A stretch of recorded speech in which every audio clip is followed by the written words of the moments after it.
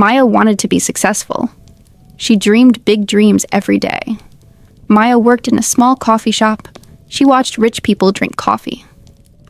"I want success too," she whispered. Maya read books about success. She wanted money and fame.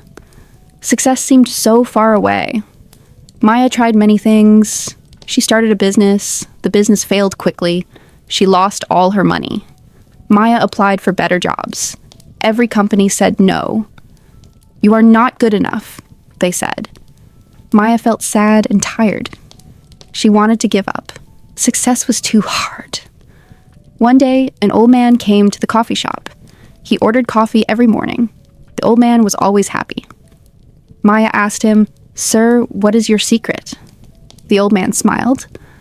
"Success is not money or fame," he said.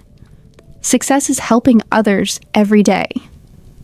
Maya listened carefully. "When you help people, you feel successful inside," he whispered. Maya understood the secret now. She helped customers with kind words. She helped her friends with problems. Maya felt happy and successful. The old man was right. True success comes from helping others. Success comes from helping others